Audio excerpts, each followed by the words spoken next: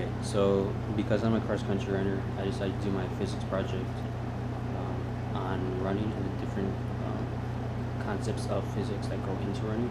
So I decided to look at two things. The first is how much does my bone condense when I'm actually running, when I take a step, and then what kind of kinetic energy am I having while I'm running. And the one of them is the kinetic energy equation, and then the other one has to do with the Young modulus and how much something compresses after a certain amount of force has been applied to it. Okay, so first, for seeing the length of change in the bone, we're going to use this equation of force is equal to the Young modulus times the area divided by the length of the bone, and then it's multiplied by the length, or the change in length of the bone. So force is equal to mass times acceleration. If I'm 135 pounds, then that equals to 61.235 kilograms. So you multiply that by 9.8, which is the force of gravity, and then it gives me 600.103 newtons. So I looked, and the best that I could find online for the area of the bone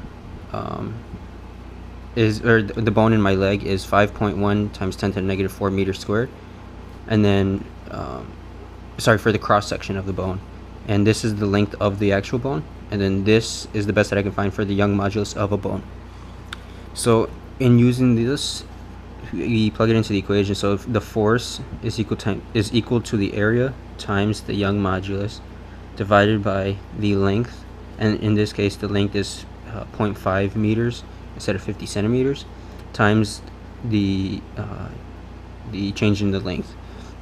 So then you get 600.103 is equal to this number right here. You divide it into this side so you can get the change in length. The change in length ends up being 3.606 times 10 to the negative 5 meters, and this is what it looks like in meters, and then this is how many centimeters it changes into.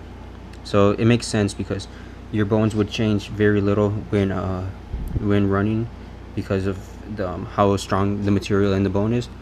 And then for the kinetic energy of me running, so if I run a 5,000 meter race and I'm running it in 17 minutes, then 17 minutes times 60 seconds, that's 1,020 seconds.